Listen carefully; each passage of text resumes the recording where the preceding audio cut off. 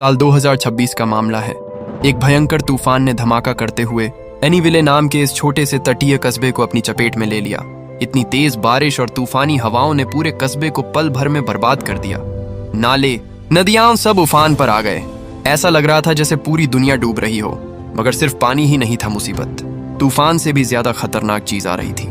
दरअसल पानी के तेज बहाव के साथ साथ पेड़ों की तरह मोटी और खूंखार शार्कें भी तैरती हुई उन इलाकों में आ घुसी जहां लोग रहते थे। सड़कों पर पानी ही पानी था और उस पानी में ये जानलेवा मछलियां तैर रही थीं। बाढ़ में फंसे लोग अब सिर्फ अपनी जान बचाने की कोशिश कर रहे थे, क्योंकि मौत उनके सिर पर मंडरा रही थी। नमस्ते दोस्तों, फिल्मी फायर पर आपका स्वागत है। आज सुनाएंगे हाल ही में आई डरावनी फिल्म शार्कनाडो की पूरी कहानी। फिल्म की शुरुआत होती है मौसम विभाग के एक इमरजेंसी अलर्ट से।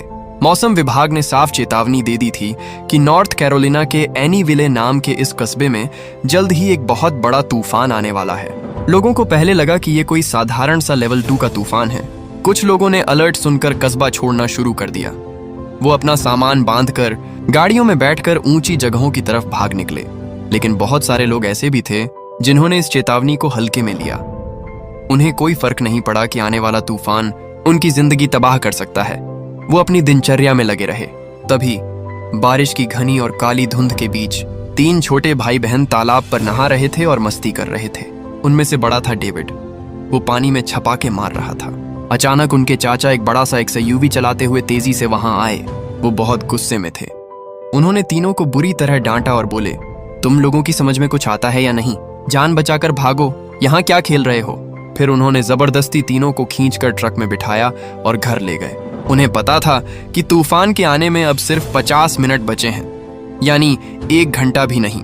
उसी समय कस्बे के एक मीट पैकिंग प्लांट यानी मांस पैक करने की फैक्ट्री से एक डिलीवरी ट्रक निकला।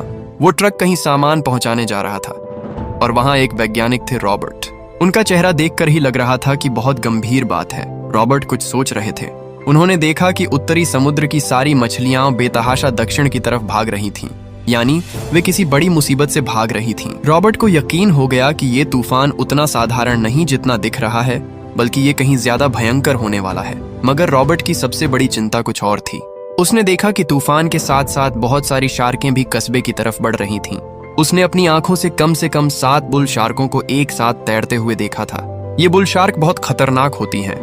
ये नदियों और मीठे पानी में भी आसानी से जीवित रह सकती हैं। उसने उन शार्कों को पास की एक नदी के मुहाने पर आशियाना बनाते देखा। तभी रॉबर्ट के साथी ने उसे खबर दी, रॉबर्ट, तूफान अब लेवल 4 तक अपग्रेड हो गया है। ये सुनते ही रॉब के होश उड़ गए। उसने तुरंत फोन उठाया और अपनी भतीजी फेइमे को कॉल किया। फेइमे को एगोराफोबिया नाम की बीमारी थी, यानी खुली जगहों से बहुत डर लगता था उसे। वो घर से बाहर निकलने से डरती थी। रॉबर्ट उसे समझाने की कोशिश कर रहा था कि घर पर रहना अब सेफ नहीं है। रॉबर्ट ने फेइमे से कहा, देख, मुझे पता है तुम बहुत दुखी हो डकोटा। मुझे हर रोज तुम्हारी माँ की बहुत याद आती है, लेकिन घर के अंदर छुपकर बैठने से ये दर्द कम नहीं होने वाला। फेइमे ने जवाब दिया, मुझे पता है। तब रॉबर्ट ने कहा, मैं जितनी जल्दी हो सके वहां पहुंचता हूँ, ठीक है? इसमें बस कुछ ही घंटे लगेंगे। फेइमे ने हामी भरी, ठीक है। इसके बाद रॉबर्ट की मुलाकात 2 पत्रकारों से हुई। उन पत्रकारों ने रॉबर्ट को बताया कि आज सुबह एक बुजुर्ग दंपत्ति के साथ समुद्र के किनारे एक बहुत बड़ी ग्रेट व्हाइट शार्क ने हमला कर दिया था। ये सुनकर रॉबर्ट ने तुरंत कहा, ये ग्रेट व्हाइट शार्क नहीं हो सकती, क्योंकि ग्रेट व्हाइट शार्क कभी झुंड में शिकार नहीं करती। आप लोग जिसका जिक्र कर रहे हो वो बुल शार्क का काम है। उसने आगे समझाया कि इन शार्कों को ओशन डॉग्स यानी समुद्र के कुत्ते भी कहा जाता है। ये बेहद खतरनाक होती हैं क्योंकि ये मीठे और खारे दोनों तरह के पानी में आसानी से तैर सकती हैं। इनके काटने की ताकत लगभग सभी शार्कों से ज्यादा होती है और ये जो सामने आए लगभग वह सब कुछ खा जाती हैं। कुछ ही देर में तूफान ने अपना असली रूप दिखाना शुरू कर दिया। तेज हवाओं ने इतना कहर मचाया कि मकानों की छतें उड़ने लगीं। फिर समुद्र की विशालकाय लहरों ने तट पर बने आखिरी बांध को भी तोड़ दिया, मानो वो कोई कागज का टुकड़ा हो। उसके बाद तो मानो समुद्र का पानी किसी जंगली और भूखे जानवर की तरह पूरे कस्बे में घुस गया। चारों तरफ सिर्फ पानी ही पानी हो गया। इसी भयंकर बाढ़ के बीच एलिस नाम की एक प्रेग्नेंट महिला रास्ते से अपनी कर लेकर भागने की कोशिश कर रही थी। रास्ते में उसकी मुलाकात उसी ट्रक ड्राइवर से हो गई जो पहले फैक्ट्री से निकला था। अचानक एलिस ने देखा कि ड्राइवर के पीछे वाली सड़क पर एक विशालकाय पेड़ गिर गया, जिससे पूरा रास्ता पूरी तरह से बंद हो गया। एलिस ने सोचा कि ड्राइवर के पीछे पीछे वापस मुड़ जाती है, लेकिन तभी उस ड्राइवर का चेहरा डर से सफेद पड़ गया। वह एलिस की तरफ ऐसे देख रहा था जैसे कोई भूत देख लिया हो और उसे तेजी से वहां से भाग जाने का इशारा करने लगा। एलिस ने पीछे मुड़कर देखा तो उसके होश उड़ गए। सारी बड़ी बड़ी सड़कें पानी से पूरी तरह भर चुकी थीं और पानी का स्तर खतरनाक रफ्तार से बढ़ रहा था। एलिस ने अपनी कार को तेज रफ्तार में बैरियर पार करने की कोशिश की ताकि किसी तरह ऊंची जमीन पर पहुंच सके, लेकिन कार का पहिया एक पेड़ की जड़ में फंस गया और वो वहीं अटक गई। दूसरी तरफ ट्रक ड्राइवर भी पूरी तरह से घिर चुका था। उसने सोचा, एक बार दम पर दौड़ लगा देता हूँ। उसने ट्रक का एक्सीलेटर पूरा दबा दिया, लेकिन उसने पानी के बहाव की रफ्तार को बहुत हल्का आंका था। पानी इतना तेज था कि उसने पल भर में पूरे ट्रक को उठाकर अपने साथ बहा लिया। कस्बे में मौजूद दूसरे लोग भी इस अचानक आई बाढ़ से पूरी तरह बौखला गए थे। हर तरफ सिर्फ चीखें और शोर था। कोई समझ नहीं पा रहा था कि क्या हो रहा है। एलिस की कार बाढ़ के पानी में फिसलती हुई तेजी से बह रही थी और आखिरकार जाकर वह एक बड़े पेड़ से जोरदार टकराई। इस टक्कर में एलिस की बॉडी टहनियां और कार के सीट के बीच में बुरी तरीका से फंस गईं और वह चाहकर भी कार से बाहर नहीं निकल पा रही थी। डर और दर्द से एलिस बहुत जोर जोर से चिल्लाने लगी, बचाओ, कोई मुझे बचाओ, मैं यहाँ फंस गई हूँ। और तभी पास के एक घर की खिड़की से ये सब देख रही थी फेई में। अब वहाँ जो हो रहा था वह सच में बहुत डरावना था। उधर जहाँ ट्रक ड्राइवर का ट्रक बह रहा था, वह एक बड़े से पत्थर के स्टैचू से जा टकराया। ये टक्कर इतनी जोरदार थी कि पूरा ट्रक 2 टुकड़ों में कट गया। जैसे ही ट्रक के टुकड़े हुए, उसके अंदर से बहुत सारा कच्चा मांस और खून पानी में बहने लगा। पूरा कस्बा जहाँ पानी भरा था, वहाँ की सड़कें और गलियां खून से लाल हो गईं। इस खून की बदबू ने उन विशालकाय शार्कों को और भी ज्यादा आकर्षित किया जो पानी में छिपी हुई थीं। उधर एलिस अब भी अपनी कार में फंसी हुई थी और मदद के लिए चीख रही थी। तभी वहां 2 आदमी एक छोटी सी नाव पर सवार होकर आए। वह राहगीर थे जिन्होंने एलिस की आवाज सुनी और उसकी मदद करने की सोची। उन्होंने सोचा, तकलीफ में है, इसकी मदद करनी चाहिए। वह लोग अपनी नाव को एलिस की कार के करीब ले गए। एक आदमी ने एक बड़ा सा ट्री कटर निकाला ताकि एलिस के पास के टहनियों को काट कर बाहर निकाल सके, लेकिन जैसे ही वह अपना कट्टर लेकर आगे बढ़ा, अचानक वह पानी में गायब हो गया। पानी में कुछ हलचल हुई और फिर कुछ नहीं। वह आदमी डूब गया था। ये सब फेई में उस घर की खिड़की से देख रही थी जहां वह छिपी हुई थी। दूसरे आदमी ने देखा कि वह आदमी कैसे गायब हो गया। उसकी समझ में आ गया कि पानी के अंदर कुछ भयंकर है। डर के मारे उसका दिल तेजी से धड़कने लगा। तभी पानी से एक और शख्स ने उसके ऊपर भी हमला कर दिया और वह भी मर गया। ये सब फेई में अपने घर की खिड़की से देख रही थी। उसने हिम्मत जुटाई और जोर जोर से खिड़की खोलकर एलिस को चिल्लाने लगी, सावधान, पानी के अंदर शार्क है, शार्क। दूसरी तरफ ट्रक ड्राइवर धीरे धीरे बेहोशी से जागा। वह देखकर हैरान रह गया कि उसका ट्रक 2 टुकड़ों में बढ़ चुका है और वह ट्रक के अंदर पानी में तैर रहा है। उसने अपनी ड्राइवर सीट से बाहर निकलने की कोशिश शुरू की। वह अपने पैरों से दरवाजे पर जोर जोर से लात मारने लगा। खटखट की आवाजें पानी में बहुत दूर तक गईं। यह आवाज उन शार्कों के लिए घंटी की तरह थी। एक बड़ी शार्क धीरे धीरे उसी तरफ तैरने लगी। ड्राइवर ने आखिरी जोर लगाकर दरवाजा खोल ही दिया। फिर पानी अंदर घुस गया और साथ में शार्क भी, और फिर अगले ही पल वह शार्क के हमले में वह ड्राइवर भी मारा गया। अब कहानी दूसरी तरफ जाती है। एक पति और पत्नी अपने घर में थे। उन्हें डर था कि कहीं तूफान में बिजली की सप्लाई बंद न हो जाए, तो उन्होंने प्लान बनाया कि वे पास के अपने गैराज में जाकर जनरेटर ले आए। तीनों बच्चे, जिनमें डेविड सबसे बड़ा था, अपने घर की खिड़की से बाहर झांक कर अपने चाचा को देख रहे थे। चाचा गैराज की तरफ बढ़े। उन्होंने गैराज का बड़ा सा दरवाजा खोलना शुरू किया, लेकिन उन्हें पता नहीं था कि पानी के अंदर उनका दुश्मन छुपा हुआ है। एक विशालकाय शार्क बांट के उस गंदे और अंधेरे पानी में बिल्कुल चुपचाप तैर रही थी। धीरे धीरे उनके करीब आ रही थी। जैसे ही चाचा ने गैराज का बड़ा शटर या दरवाजा चालू किया, अचानक चाची की नजर पानी में कुछ हलचल पर पड़ी। उसने देखा कि पानी के अंदर कोई बहुत बड़ी चीज घूम रही है, लेकिन वह बेफिक्र थी। उसे लगा कि शायद कोई बड़ी मछली या पेड़ का तना होगा। वह बिना डरे उस दरवाजे को खोलने या बंद करने के लिए आगे बढ़ी और फिर वह पल आया। पलक झपकते ही उस शार्क ने अपना विशाल मुंह खोला और चाचा के हाथ पर हमला कर दिया। उसने उसके हाथ को जकड़ लिया। अगले ही पल शार्क ने उसे पूरी तरह पानी के अंदर खींच लिया। फिर शार्क ने चाची के ऊपर हमला किया। चाची चीखी, लेकिन उसकी आवाज पानी के शोर में डूब गई। कुछ छपाके हुए, खून पानी में फैल गया और फिर वह पूरी तरह गायब हो गई। घर के अंदर खिड़की से ये सब देख रहे तीनों बच्चे सन्न रह गए। उनकी आंखों के सामने उनकी चाची को शार्क ने मार डाला और चाचा का कुछ पता नहीं। वे बुरी तरह डर गए और सदमे में आ गए। उन्हें समझ नहीं आ रहा था कि क्या करें। डेविड ने हिम्मत जुटाई और बोला, हमें अपने चाचा चाची की मदद करनी होगी। छोटे बच्चे डर के मारे रोने लगे। डेविड ने उन्हें समझाया, रो मत, प्लीज रो मत। इसी बीच एलिस अब भी उसी हालत में अपनी कार में फंसी हुई थी। बाढ़ का पानी तेजी से बढ़ रहा था और अब वह काफी ऊपर आ चुका था। एलिस बुरी तरह थक चुकी थी और डर के मारे उसकी सांसें फूल रही थीं। वह फिर से चीखने लगी, लेकिन इस बार उसकी आवाज में बिल्कुल उम्मीद नहीं बची थी। वह पूरी ताकत से फेइमे की तरफ देखकर चिल्लाई, मैं थक गई हूँ, पानी बहुत तेजी से बढ़ रहा है, प्लीज मेरी मदद करो। फेइमे ने जवाब दिया, मैं मदद के लिए फोन कर रही हूँ, ठीक है, बस रुको। एलिस ने कहा, मेरे पास समय नहीं बचा है, ये शार्कें मेरे चारों तरफ घूम रही हैं। फेइमे ने कहा, मुझे पता है। एलिस ने आगे कहा, मुझे बचा लो, मैं प्रेग्नेंट हूँ। मैं अपने इस बच्चे को जो इस दुनिया में आने वाला है उसे किसी भी तरह से बचाना चाहती हूँ। मैं उसे यहाँ मरते नहीं देख सकती। मुझे उसका चेहरा देखना है जब मैं पहली बार उसे मिलूं। फेइमे के अंदर एक बहुत बड़ा संघर्ष चल रहा था। उसे एगोराफोबिया था, खुली जगहों और बाहर निकलने से बेहद डर लगता था। उसका शरीर कांप रहा था, उसके हाथ पैर ठंडे हो गए थे। वह बाहर निकलने की हिम्मत नहीं जुटा पा रही थी, लेकिन एलिस की चीखें उसके कानों में गूंज रही थीं। उसने अपने अंदर की कमजोरी से लड़ने का फैसला किया। फेइमे मुड़ी और अपने कमरे के अंदर गई। नीचे जाकर उसने एक चाकू उठाया। कुछ देर वहां रुकी, गहरी सांस ली और अपने डर पर काबू पाया। आखिरकार उसने अपनी एंजाइटी को हरा दिया। वह खिड़की के पास आई, फिर उस पर चढ़ी और बाहर निकल गई। उसने अपने डर को पार कर लिया था। वह एलिस को बचाने के लिए निकल पड़ी। वह छतों और दीवारों पर चढ़ती उतरती हुई, फिसलती हुई, लेकिन रुकती नहीं थी। वह एलिस तक पहुंचने की कोशिश कर रही थी। वह चिल्लाते हुए एलिस से बोली, तुम ठीक हो, तुम ठीक हो, बस रुको, मैं आ रही हूं। लेकिन जैसे ही वह आगे बढ़ी, उसका पैर फिसल गया और वह सीधे बाढ़ के पानी में गिर गई। उसके चारों तरफ पानी में हलचल थी। शार्कें पास ही कहीं थीं। वह बाल बाल बची। उसने फिर से हिम्मत जुटाई, पानी से बाहर निकली और फिर से चढ़ना शुरू कर दिया। फेइमे ने हार नहीं मानी।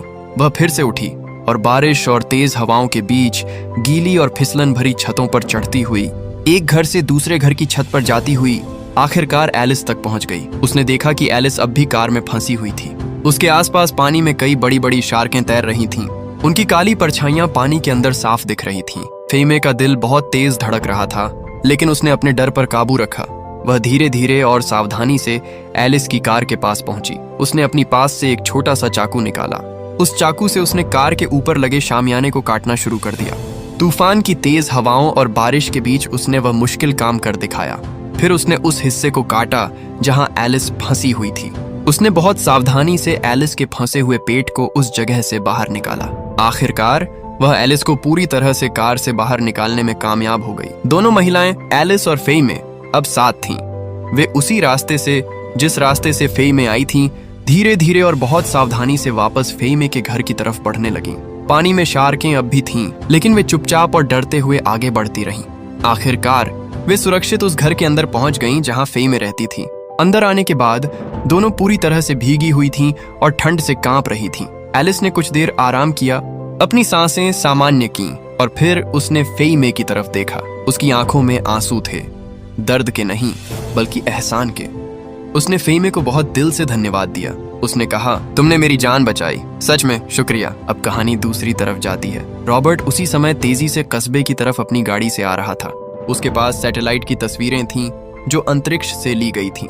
उन तस्वीरों में उसने देखा कि जिस शार्क पर उसने पहले अपना ट्रैकिंग चिप लगाया था, वह शार्क जिसका नाम शियाओए था, वह अब फेइमे के घर के बिल्कुल पास तैर रही थी और यही शार्क उनका कई सालों से रिसर्च का विषय थी। रॉबर्ट ने फोन पर कहा, ग्रेट व्हाइट शार्क यानी शार्क। हाँ, फिर उसने कहा, कोई फर्क नहीं पड़ता कि क्या होता है, तुम बस तैरते रहना, ठीक है। अगर नेली को बाहर निकलने का कोई रास्ता मिल सकता है तो वह ग्रेट व्हाइट शार्क हो सकती है। अब वापस तीनों बच्चों की तरफ। डेविड और उसके दो छोटे भाई बहन अब भी उसी घर के अंदर फंसे हुए थे जहां उनकी चाचा को शार्क ने उठा लिया था। वे बहुत डरे हुए थे, लेकिन उन्हें पता था कि अब उन्हें खुद ही अपनी जान बचानी होगी। उन्होंने एक प्लान बनाया। वे घर के मुख्य दरवाजे को बंद कर देंगे ताकि शार्कें अंदर ना आ सकें। बच्चों ने तय किया कि छोटी बहन रसोई के टेबल से होकर धीरे धीरे और बहुत सावधानी से सामने के दरवाजे तक जाएगी और उसे बंद कर देगी। वह बहुत हल्के कदमों से टेबल के ऊपर में पैर रखते हुए आगे बढ़ी, लेकिन जैसे ही उसने दरवाजे को छुआ और उसे बंद करने की कोशिश की, दरवाजे के हैंडल से खट की आवाज आई। वह आवाज बहुत छोटी थी, लेकिन उस शांत और खतरनाक माहौल में वह घंटी की तरह गूंजी। उस आवाज ने पास में ही पानी के अंदर छुपी एक विशाल शार्क का ध्यान आकर्षित कर लिया। बच्चों में से किसी ने चिल्लाकर कहा, शार्क, बहुत बड़ी शार्क, शार्क आ रही है। दूसरा चिल्लाया, भागो। लड़की जो दरवाजे के पास थी लगभग पानी में गिर ही गई थी। उसका संतुलन बिगड़ गया और वह गिरते गिरते बची। उसी वक्त डेविड ने अपनी पूरी ताकत लगाकर दौड़ लगाई और उसे जोर से पकड़ लिया। उसने अपनी बहन को खींचकर वापस अंदर की तरफ ले लिया। तीनों वापस पीछे हट गए और एक मेज के ऊपर घुटनों के बल बैठ गए। वे एक दूसरे से चिपक गए और डर के मारे उनकी सांसें रुकी हुई थीं। उन्हें पता नहीं था कि वह शार्क किधर है। वे सिर्फ पानी में उठती हुई लहरों और हलचल को देख सकते थे। डेविड ने चारों तरफ नजर दौड़ाई और उसने देखा कि घर के अंदर पानी का स्तर लगातार और तेजी से बढ़ रहा था। उसने सोचा कि अगर उन्होंने जल्दी से कोई उपाय नहीं किया तो देर सबेर या तो वे पानी में डूब जाएंगे या फिर उन शार्कों का शिकार बन जाएंगे। अब कहानी फिर एलिस और फेमे की तरफ जाती है। एलिस के सामने एक नई और बहुत बड़ी मुसीबत आ खड़ी हुई थी। उसे अचानक ऐसा महसूस हुआ कि उसके पेट के अंदर का बच्चा बाहर आने वाला था, यानी वह प्रसव के बिल्कुल करीब थी। उसका समय आ गया था, लेकिन परिस्थितियां बेहद खराब थीं। चारों तरफ बाढ़, शार्कें, तूफान और कोई डॉक्टर या अस्पताल नहीं था। एलिस के पास अब सिर्फ एक ही इंसान था जो उसकी मदद कर सकता था। वह थी फेमे। लेकिन फेमे को मेडिकल की कोई ट्रेनिंग नहीं थी। उसे नर्सिंग या डिलीवरी के बारे में कुछ नहीं पता था। फिर भी उसने हिम्मत नहीं हारी। उसने अजनबी एलिस की मदद करने की ठानी। फेमे ने घर की छत पर चढ़ने का फैसला किया। वह ऊपर गई और वहां उसने अपने हल्के रंग के कपड़ों को इकट्ठा किया। उसने उन कपड़ों को आपस में बांधकर एक बड़ा सा निशान बनाया जिस पर लिखा हुआ था हेल्प। वह चाहती थी कि कोई दूर से यह देख सके और शायद उन्हें बचाने आए। नीचे उस घर के बाहर पानी अब और भी गंदा और खतरनाक हो चुका था। उस मटमैले पानी के अंदर बड़ी बड़ी शार्कें अब भी तैर रही थीं। वे खून और मांस की गंध को सूंघकर वहां आई थीं और अब वे उसी पानी में इधर उधर घूम रही थीं। अब कहानी बच्चों और उनके चाचा के बीच एक बहुत ही भयानक मोड़ पर आ जाती है। उसके चाचा अचानक पानी से बाहर निकलते हैं जो अब तक जिंदा थे। वह डेविड से कहते हैं, जाओ बाहर और उनके लिए मदद लेकर आए, वरना वह उन्हें पानी में धकेल देगा। और उन दोनों के बीच में बहस होने लगती है। इसी हाथापाई के बीच में उन तीनों बच्चों ने डेविड और उसके दो छोटे भाई बहन अपने ही चाचा को जोरदार लात मारकर पानी में धकेल दिया। जैसे ही चाचा पानी में गिरे, वहां मौजूद सभी बड़ी शार्कें उनकी तरफ झपट पड़ी। उन शार्कों ने आपस में लड़ते हुए, झपटते हुए उस चाचा को अपना शिकार बना लिया। पानी खून से और भी ज्यादा लाल हो गया। लेकिन डेविड ने इस भयानक मौके का फायदा उठाया। जब सारी शार्कें उस चाचा को खाने में व्यस्त थीं, तब डेविड ने अपनी जान की बाजी लगाकर एक बड़ा जोखिम उठाने का फैसला किया। वह तेजी से और चुपचाप उसी बाढ़ के पानी में कूद गया और एक तरफ तैरने लगा। उसका निशाना था बेसमेंट। वह बेसमेंट तक पहुंच गया। वहां अंदर घुसते ही उसने सबसे पहले एक बड़े फ्रिज के अंदर देखा। वहां उसे एक बहुत बड़ा स्टेक मिला। उसने वह स्टेक जल्दी से फ्रिज से बाहर निकाल लिया। फिर उसने कमरे के एक कोने में रखी एक अलमारी से अपने चाचा की बंदूक निकाली। लेकिन जैसे ही उसने बंदूक उठाने की कोशिश की, उसके हाथ से थोड़ी सी आवाज हो गई। उस छोटी सी आवाज ने एक विशाल शार्क का ध्यान आकर्षित कर लिया। वह शार्क तेजी से डेविड की तरफ बढ़ने लगी। डेविड ने अपनी समझदारी से काम लिया। उसने तुरंत एक बड़ा सा तेल का पीपा धक्का देकर गिरा दिया। उस पीपे के गिरने से पानी में बहुत बड़ी कंपन उठी और शोर हुआ, जिससे शार्क का ध्यान उस पीपे की तरफ चला गया। उसी मौके का फायदा उठाकर डेविड ने बंदूक छोड़ दी और तेजी से उसी रास्ते से वापस तैरने लगा। तैरते हुए उसने देखा कि पानी में एक छोटा सा डिब्बा तैर रहा था। उसने वह डिब्बा भी अपने साथ ले लिया। अब कहानी फिर से एलिस और फेमे की तरफ आती है। एलिस का दर्द अब बिल्कुल असहनीय हो चुका था। वह अब और नहीं रुक सकती थी। उसका बच्चा अब किसी भी पल बाहर आने वाला था। उसने अपने पेट को दोनों हाथों से पकड़ रखा था और मन ही मन प्रार्थना कर रही थी कि बच्चा इस भयानक समय पर पैदा ना हो। फेमे ने चारों तरफ नजर दौड़ाई। उसकी नजर एक छोटी सी नाव पर पड़ी जो पास में ही पानी में तैर रही थी। उसके दिमाग में एक आइडिया आया। उसने एलिस से कहा, मेरे चाचा ने एक बार कहा था, शार्कें कुछ खास तरह की आवाजों और कंपन से आकर्षित होती हैं। अगर हम सही तरह की वाइब्रेशन पैदा कर सकें तो हम शार्कों को एक जगह से दूसरी जगह ले जा सकते हैं। एलिस ने हैरानी से पूछा, तुम्हारे चाचा? फेमे ने जवाब दिया, हाँ, वह एक समुद्री जीव वैज्ञानिक हैं। वह शार्कों के बारे में सब कुछ जानते हैं। वह उनका अध्ययन करते हैं, उन्हें ट्रैक करते हैं। फेमे ने तुरंत काम करना शुरू कर दिया। उसने घर के अंदर जो भी चीजें मिलीं, जो बैटरी से चलती थीं और जिनमें कंपन होता था, जैसे मोबाइल फोन, छोटे मोटर वाले खिलौने, रेजर या कोई और इलेक्ट्रॉनिक डिवाइस, उन सबको इकट्ठा किया। फिर उसने उन सबको प्लास्टिक के थैलों में अलग अलग भर दिया। एलिस ने यह सब देखा। उसकी आंखों में आंसू थे, दर्द के साथ साथ शुक्रिया के भी। फेमे ने अपनी माँ की तरफ देखा और एक मुस्कान दी। फिर उसकी नजरें बहुत मजबूत और दृढ़ हो गईं। उसने अब कोई डर अपने ऊपर हावी नहीं होने देना था।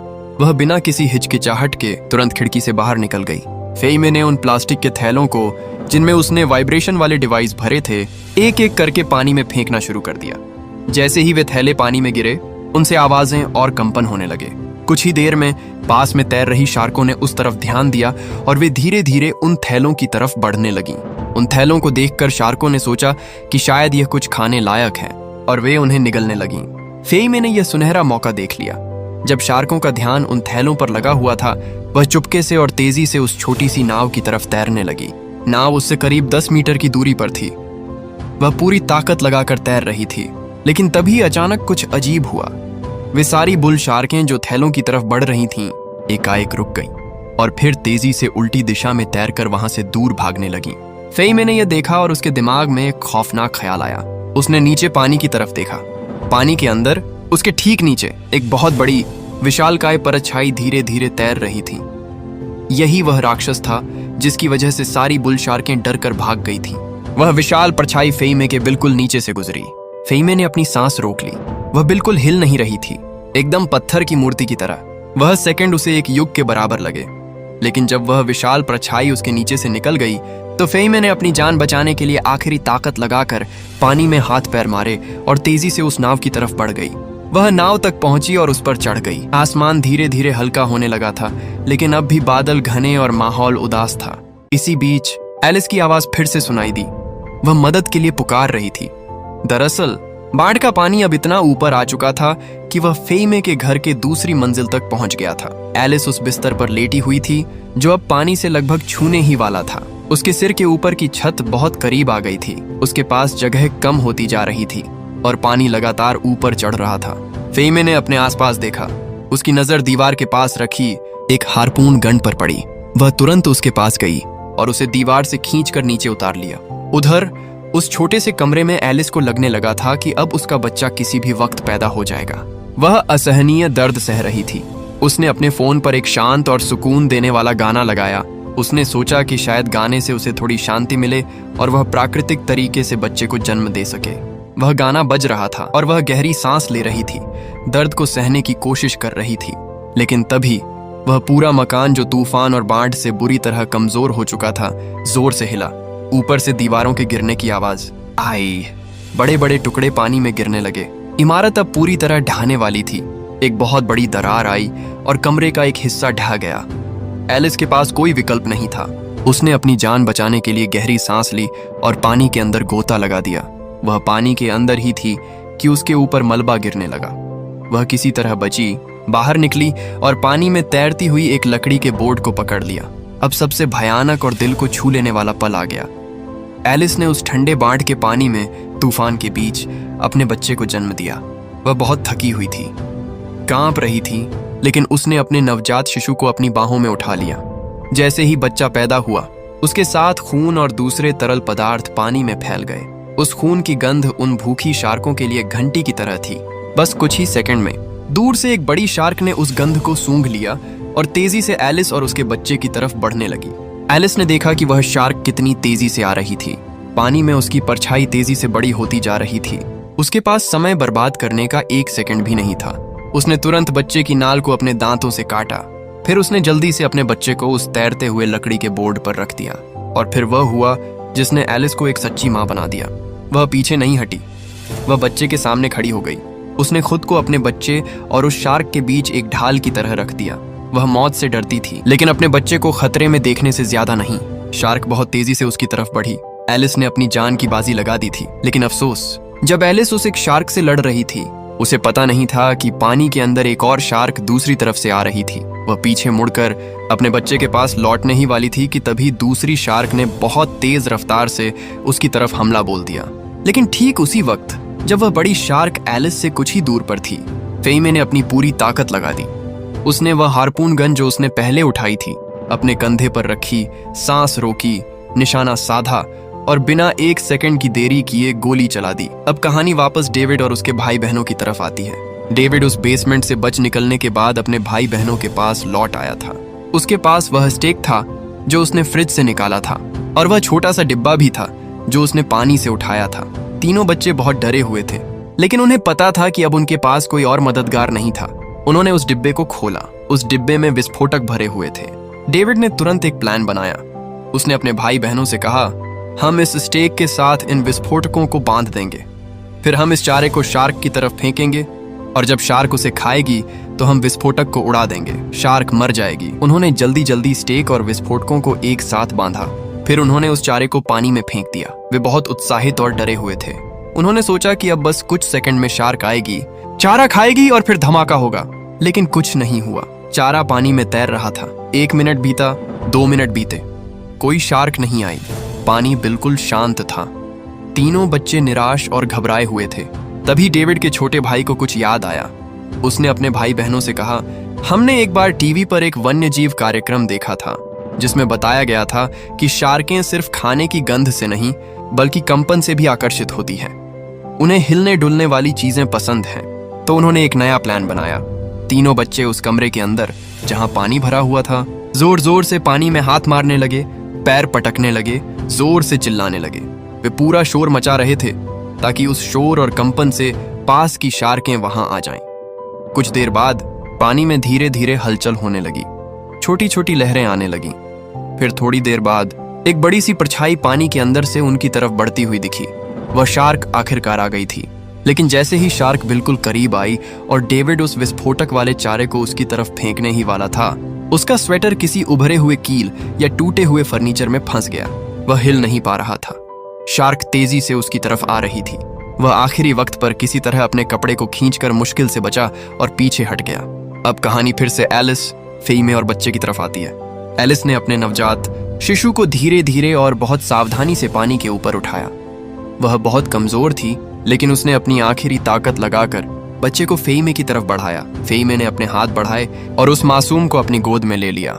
लेकिन जैसे ही फेइमे ने बच्चे को अपनी छाती से लगाया, अचानक पानी के अंदर से एक बहुत बड़ी शार्क ने नाव को जोर से टक्कर मार दी, जिससे पूरी नाव पलट गई। फेइमे, एलिस और वह नन्हा बच्चा तीनों उस बाढ़ के पानी में गिर गए।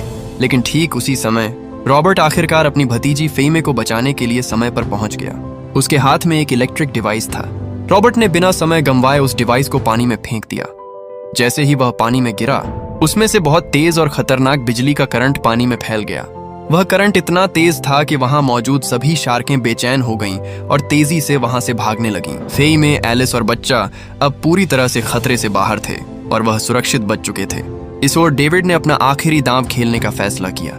उसने अपनी पूरी ताकत लगाकर उस विस्फोटक वाले चारे को शार्क की तरफ उछाल दिया। शार्क ने अपना विशाल मुंह खोलकर उसे पूरा निगल लिया। तभी पानी उतरने लगा। बाढ़ का पानी धीरे धीरे समुद्र की तरफ लौट रहा था। तीनों बच्चे गैराज से चाचा की कार निकालकर भाग गए। कार कस्बे से बाहर निकल गई। एक माँ अपने बच्चे के लिए अपनी जान की बाजी लगा देती है। दुनिया की सबसे खूबसूरत आवाज माँ की आवाज होती है। वह प्यार किसी भी दौलत से बड़ा होता है। फेइमे और एलिस दर्शकों के लिए सबसे अच्छी उदाहरण बन गईं, जिन्होंने अपने डर पर जीत हासिल की। हे दोस्तों, मैं हूं आपका याश। मैंने यह फिल्म को डिटेलिंग में एक्सप्लेन किया आप सभी के लिए। मैं बहुत मेहनत करता हूं। मैंने रात दिन लगाकर यह वीडियो और यह कहानी आपके लिए बनाई है। अगर आपको यह पसंद आई तो मुझे सपोर्ट करना। असली फिल्म पूरी देखने लायक है। उसमें और भी मजेदार और दिलचस्प सीन हैं। तो जाइए और असली फिल्म देखिए। मैं हूं राज, फिल्म स्टोरी टेलर।